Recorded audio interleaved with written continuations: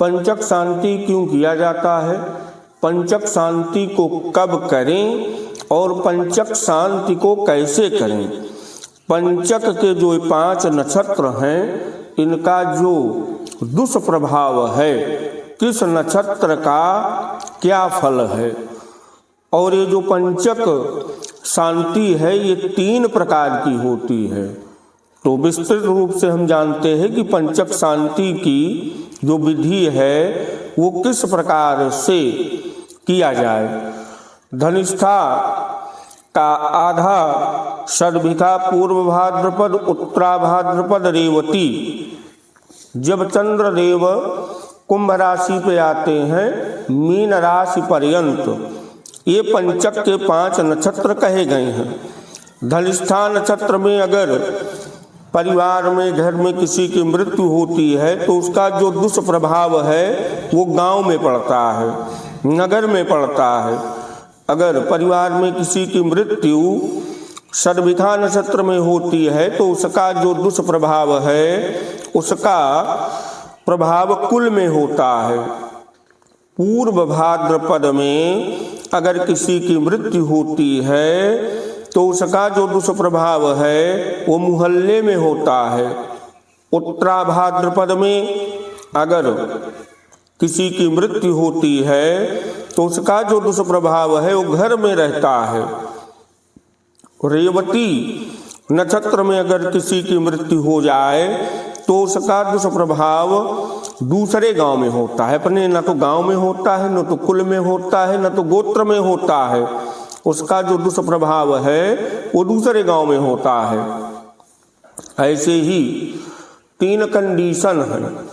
जैसे किसी की मृत्यु पंचक नहीं लगा है और आज वो खत्म हो गया, दूसरे दिन पंचक लग गया, तो इस क्रिया में और कोई पंचक में खत्म हुआ और पंचक में दाह हुआ इस क्रिया में, और कोई पंचक के अंत में खत्म हुआ और उसको जलाया जा रहा है पंचक के बाद इस क्रिया में, सब क्रियाओं में फर्क है।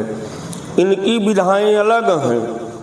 तो पहली विधा जानते हैं, अगर कोई पंचक का प्रारंभ नहीं हुआ है, एक दिन पहले खत्म हो रहा है और उसको आप ले जा करके जला रहे हैं, तो इस समय पुतल विधान किया जाए, पुतले का विधान किया जाए। इसमें शांति कर्म की आवश्यकता नहीं है।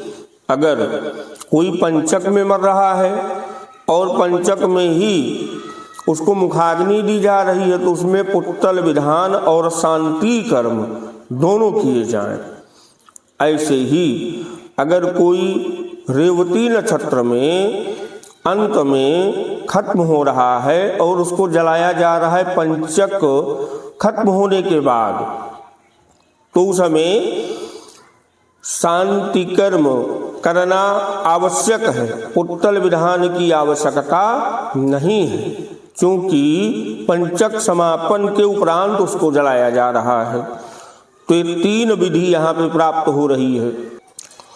पंचक शांति करने के लिए सबसे पहले ध्यान देना चाहिए कि पंचक शांति का जो समय है, जो उसका मुहूर्त है, उस पर विशेष ध्यान देना चाहिए।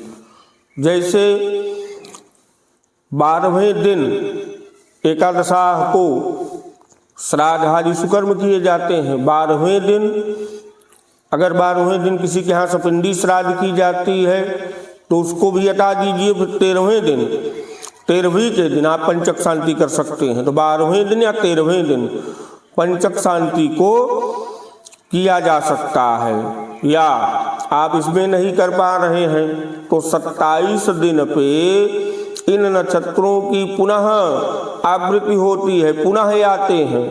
तो जब जिस नक्षत्र में जो व्यक्ति खत्म हुआ है उसी नक्षत्र में, जब वो नक्षत्र जिस दिन लगे 27वें दिन, उसी नक्षत्र में पंचक शांति को विधि विधान पूर्वक करना चाहिए। तो पंचक शांति की जो विधि है वो जानते हैं, और पंचक शांति में किन किन वस्तुओं का होना आवश्यक है वह जानते हैं। जैसा कि आप देख रहे हैं 5 कलश रखे गए हैं, 4 कलश चारों कोने पे और 1 कलश बीच में रखा गया है। ईशान कोण से प्रारंभ किया जाता है। तो ईशान कोण पे तांबे की प्रतिमा, लाल वस्त्र।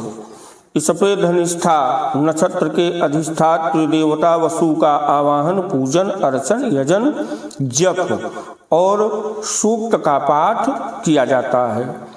दूसरा कलश जो अग्नि कोण पे है, जैसा कि आप देख रहे हैं, काला वस्त्र लपेट करके लौह प्रतिमा और वरुण देव का आवाहन किया जाता है। इसके जो प्रधान नक्षत्र के अधिष्ठात्र देवता हैं ये सदभिखा हैं। इनका पूजन, अर्चन, यजन, जप, सूक्त का पाठ इनकी प्रसन्नता के लिए किया जाता है।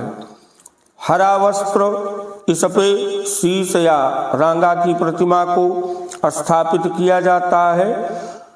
पूर्व भाद्रपद नक्षत्र के अधिष्ठात्र देवता अजैक पद का आवाहन, पूजन, जप और सूक्त का पाठ किया जाता है।